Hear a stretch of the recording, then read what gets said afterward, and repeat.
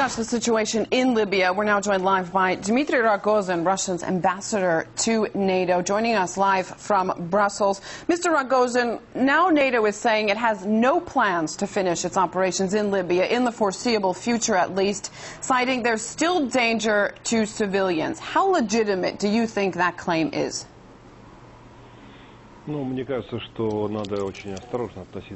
I think we have to be very careful with regard to what official NATO representatives say today, because their statements about tens of thousands of bombs and other ammunition being dropped on Libya, that they had no adverse effect on the civilians. That's what NATO has been claiming. That is very hard to believe.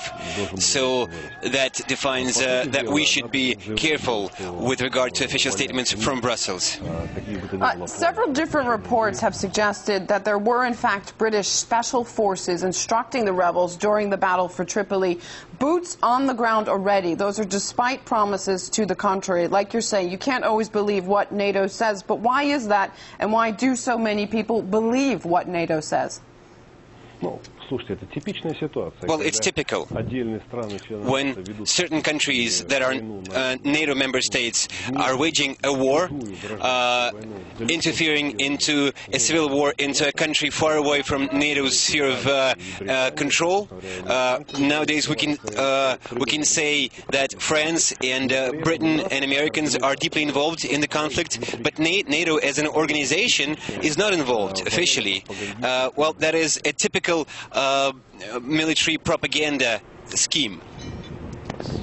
How possible is it, do you think, that Resolution 1973 scenario could be repeated, say, in Syria with the violence that we're seeing there?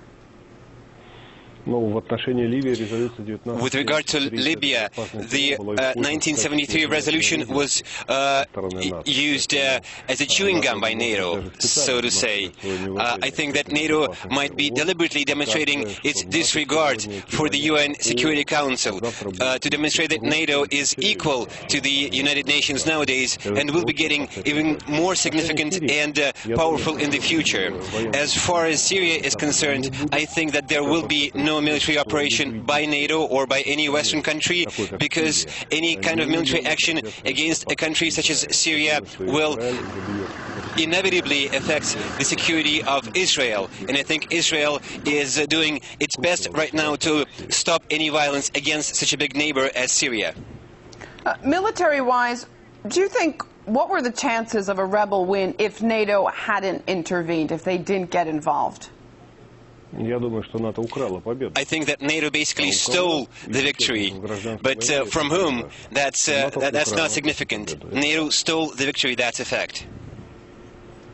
Could you go a little further into detail about what you mean when you say NATO stole the victory? Well, the conclusion that we can make based on this situation is much more significant than the situation in Libya itself. NATO is turning into a global policeman nowadays, using any resolutions taken by the UN Security Council to serve its own interest, without looking at the interests of other groups, even the interests of the people they claim to be liberating in Libya. Actually, knowing NATO, I doubt very seriously that NATO was actually interested by the security and interests of ordinary Libyans when they were interfering in that conflict. It's looking nowadays like the rebels are likely to keep control over Libya. Do you think they're capable of forming a stable government? I don't think that is possible. First of all, because so far, the rebels were only united by a single objective, and that is to bring down Gaddafi's regime, which they hated for different reasons. Those rebels are composed by very different ethnic tribes and political groups. There are various Western interests that support the rebels, and I'm not only referring to the Western coalition, but also to some countries within the Middle East, including such a nation as Iran. So now that their enemy is down, rebels will inevitably meet some interior strides and some interior disputes. So I think that this post-conflict resolution in Libya will be a chance for certain Western countries to secure their permanent military presence in Libya, with the goal of controlling Libya's oil resources. The U.S. and Britain are now unfreezing Gaddafi's assets to hand them over to the rebels. There is a bank, as we know, in Vienna that is reported to be considered doing the same, but holding back until it knows who exactly the money will be going to. Why were the U.S. and Britain so quick to release those assets to the rebels? I think we should only be looking for one interest in this situation, the oil interest. They're interested in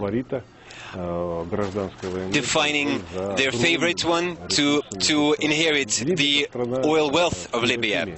Libya is a country with small human resources, that is a relatively small population, but at the same time it is very rich in oil resources. And the 21st century has already introduced itself to us as the era of wars for resources. The resources are running short.